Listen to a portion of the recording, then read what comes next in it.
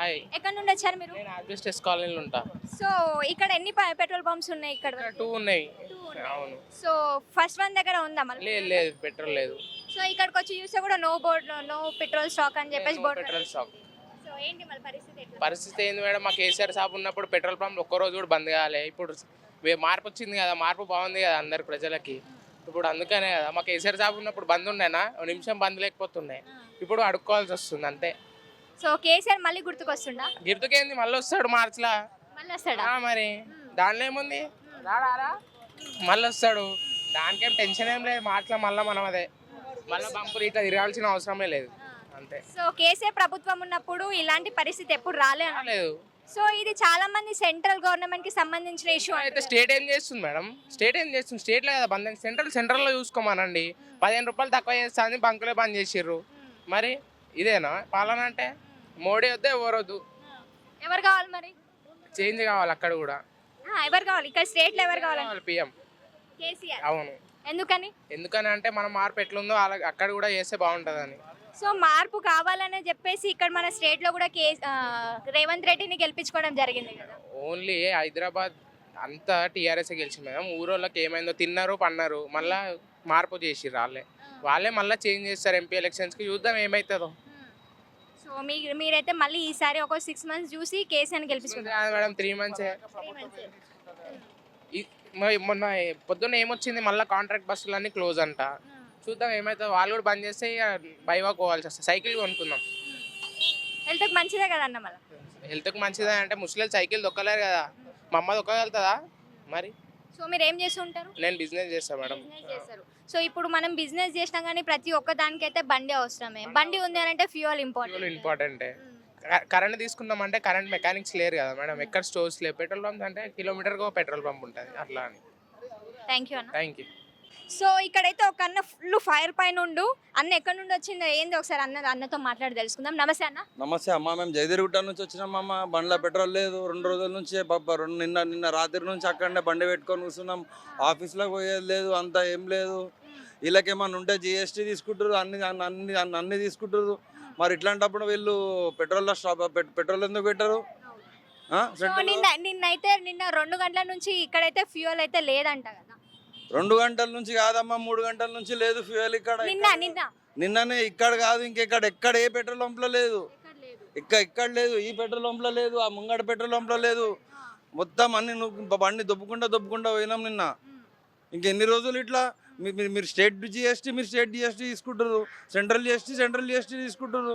వంటెన్ ఉన్నదాన్ని వంటెన్ చేసిర్రు. వంటెనైనా అని మేము పంపించుకుంటున్నాము. మీరు ఇట్లా బంద్ పెడితే ఎట్లా? వాళ్ళకి ఏమైనా ఉంటే స్ట్రైక్ ఉంటే వాళ్ళతో మాట్లాడుకోండి. మీరు ఇట్లా పబ్లిక్ని ఇబ్బంది పెడితే ఎట్లా? మేము ఉంటామే, మేము ఏదో మా జీవసాధనమే. మేము బండి మీద మాకు బండ్ల పెట్రోల్ ఉంటేనే మేము 5 ముద్దలు 5 ఏళ్ళు మా నోట్లో పోతాయి. ఇప్పుడు ఎవరిని అడగాలి? ఇప్పుడు రేవంత్ రెడ్డిని అడగాలనా, లేకపోతే మా మోడీని అడగాలనా? ఎవరిని అడిగేటట్టు లేదు. బండినేమో ఆడ పెట్టుకొని కూర్చోవాల్సి వచ్చింది. ఇవాళ ఆఫీస్కి లీవు, రేపు నిన్న లీవు. 2 రోజుల నుంచి అయితే ఆఫీస్కి లీవ్. ఇంకేం చేస్తాం ఇప్పుడు? పెట్రోల్ లేనిది మాకు అక్కడ బస్ ఫెసిలిటీయా లేదు. బస్ ఫెసిలిటీలు పెడితే వాళ్ళ మొత్తం మహిళలే. వాళ్ళని ఇట్లా టచ్ చేయంగానే వాళ్ళు వచ్చి వాళ్ళే సగం బస్సు మొత్తం వాళ్ళే ఉన్నారు. ఆడ టచ్ చేసిండు, ఈడ టచ్ చేసిండు అని చెప్పి లొల్లి. అదొక లొల్లి. ఇదొక కొత్తగా ఫ్రీగా పెట్టిండు మహిళల కోసం అని. మార్పు ఎట్లా అనిపిస్తుంది రేవంత్ రెడ్డి? మార్పు ఏం మార్పు అమ్మా? అది ఖాళీ ఆడోళ్ళకే మార్పు. అది మొగోళ్ళు ఏం కమ్మంటారు? మొగోళ్ళు ఇట్లానే కష్టం చేసుకోవాలా? నువ్వు ఆడోళ్ళకి అన్ని పథకాలు పెట్టినావు. మరి మొగోళ్ళు ఏం పాపం చేసిర్రు? ఒకటే పథకం పెట్టినారు కదా, ఫ్రీ బస్ అని ఒకటే పెట్టినారు. ఫ్రీ బస్ పెట్టినావు, మళ్ళీ 2500 ఉచితంగా పెట్టినావు. 18 ఏళ్ళకి పైబడి వాళ్ళకి అమలు కాలేవు కదా. నువ్వైతే మేనిఫెస్టోలు అయితే పెట్టినావు కదా, 6 గ్యారెంటీలలో ఉంది కదా. ఆడపిల్ల 18 years అమ్మాయిలకి స్కూటీ ఇప్పిస్తా. మరి మొగోళ్ళు ఏం పాపం చేసిర్రు? మీరు కూడా ఓట్లేసినారు. మేము కూడా ఓటేసినాం కదా. ఇగో మేము కూడా ఓటేసినాం కదా. ఇంకు కూడా పోలేదు. ఇంకు కూడా పోలేదు. ఇక మేము కూడా కాంగ్రెస్కే ఓటేసినాం. అరే రేవంత్ రెడ్డి వచ్చిండు, ఏమైనా మార్పు చేస్తాడు అని అంటే అంత మహిళలకు ఇచ్చుకుంటా. మరి మాకేమి ఇచ్చిండని? మేము ఇంకా నిరుద్యోగులము. నిరుద్యోగ విద్య నిరుద్యోగులకి ఇస్తా అని చెప్పిండు. మళ్ళీ దానికి బీసీలు దానికి క్యాస్ట్ ఇన్కమ్ సర్టిఫికేట్ అడుగుతారు. వాళ్ళేమో మెంబర్ ఆఫీస్కి పోతేనేమో వాళ్ళు 3,500 తీసుకొని రా క్యాస్ట్ ఇన్కమ్ చేసిస్తా, లేకపోతే 15 డేస్ ఆగు, 20 డేస్ ఆగు, 30 డేస్ ఆగు అని చెప్పి వాళ్ళు అంటారు. సో అన్న కేసీఆర్ ప్రభుత్వం ఉన్నప్పుడు ఇలాంటి సిచ్యువేషన్ ఎప్పుడన్నా వచ్చిందా? కేసీఆర్ ప్రభుత్వం, కేసీఆర్ ఇంకా వేస్ట్ ప్రభుత్వం అదైతే. కేసీఆర్ అయితే ఇంకా వేస్ట్ ప్రభుత్వం. సో ఏది గెలిస్తే బాగుంటుండే? మళ్ళీ ఇప్పుడు నార్మల్గా మాట్లాడుకుంటే బీజేపీ వస్తుంటే బాగుంటుండేనా మరి? బీజేపీ వచ్చినా వేస్టే, టీఆర్ఎస్ వచ్చినా వేస్టే అమ్మ. ఈ కాంగ్రెస్ ఉంది కదా, ఈ 6 గ్యారంటీలల్లా ఖాళీ 6 గ్యారంటీలు ఇచ్చినావు బాగానే ఉంది. అమ్మాయిలకే అంతా ఆడోళ్ళకే చేస్తే మగవాళ్ళు ఏం కావాలి అని అడుగుతున్నా నేను. ఇప్పుడు అంతా నువ్వు ఆడోళ్ళకే చేస్తున్నావు. 2,500 మహిళ కోసం అని చెప్పి 2,500 ఇస్తున్నావు, బాగానే ఉంది. ఫ్రీ బస్సు నువ్వు ఆడోళ్ళకే ఇస్తున్నావు. మొగోళ్ళకి ఏం చేస్తున్నావు అంటే మొగోళ్ళ ఓటు లేదా? ఓటు అసలు ఓటు హక్కేది లేదా అసలు మొగోళ్ళకి? అట్లాంటప్పుడు ఓటు హక్కు మొగోళ్ళ తీసుకోకండి ఓటు హక్కు. మరి మీకు మొగోళ్ళ ఓటు హక్కు ఎందుకు కావాలి? మీకు మొగోళ్ళు ఓటు కావాలి, ఆడోళ్ళ ఓటు కావాలి, మరి మొత్తం పథకాలన్నీ ఆడోళ్ళకేనా? సో మీకు ఎలాంటి పథకాలు ఇస్తే బాగుంటుంది అనుకుంటున్నారు? మళ్ళీ ఎలాంటి పథకాలు కోరుకుంటున్నారు మీరు? మేము వాళ్ళకి బాబు ఇప్పుడు 18 ఇయర్స్ ఇచ్చిన వాళ్ళకి వాళ్ళకి ఎట్లయితే స్కూటీ ఇస్తుర్రో మాకు కూడా ఇవ్వమని చెప్పండి. మీకు కూడా 18 ఇయర్స్ ఉన్న వాళ్ళకి బాయ్స్ కి కూడా స్కూటీస్ ఇవ్వాలి. మేము ఆటో నడిపించుకుంటాము. మీరు ఇప్పుడు ఆటో ఇప్పుడు లేడీస్కి మేము మొత్తం ఫ్రీ పెట్టారు. ఇప్పుడు మేము రోడ్డు మీదకి వచ్చినాము. ఇప్పుడు మాకు కూడా ఏదైనా పెట్టండి ఆటోలకి. ఆటో వాళ్ళకి కూడా అన్న 12,000 సంవత్సరానికి 12,000 ఇస్తామని చెప్పేసి ఒక హామీ అయితే ఇచ్చినారు కదా. సంవత్సరానికి 12,000 అమ్మ. సంవత్సరానికి 12,000. సంవత్సరం మూసింది 12,000 అయిపోతుందా అమ్మ సంవత్సరానికి? ఒక నెలకు వస్తుంది అది 12,000. 6,000 కిరాయి పోతుంది. ఇంటి పిల్లలకి స్కూల్ ఫీజు పోతుంది. నువ్వు ఇక్కడ ఈమె దగ్గర పెడుతున్నావు 60 రూపాయలు కిలో, 80 రూపాయలు కిలో కూరగాయలు పెడుతున్నావు, అన్ని ఫ్రీ బస్సెస్ అయితే అంటున్నారన్న. కానీ ఆల్రెడీ మనం రైస్ బ్యాగ్ చూస్తున్నాం 1250 ఉండేది, ఇప్పుడు 1,500 అయింది. సో ప్రజలు ఇది గమనిస్తలేరంటారా? ప్రజలు అందరు గమనిస్తున్నారు, కానీ ఎవరు బిజీలో వాళ్ళు ఉంటారు. ఎవరిని అడుగుతారు? ప్రభుత్వాన్ని వెళ్ళి ప్రశ్నిస్తారా? ఎక్కడెక్కడ మహిళలు అందరు సంతోషంగా ఉన్నారు కదా, ఇంకా ఫ్రీ బస్ అని చెప్పేసి యాత్రలకు పోతున్నారు అమ్మలక్కలు అందరు కలిసి. వాళ్ళే ఇవ్వమని చెప్పమ్మా, ఇంకా వాళ్ళనే ఇవ్వమని చెప్పండి. ఇక మేమెందుకు? మేము ఇక బయటకి ఏం దర్శనం, మేము ఇక ఏడన్నా గుడి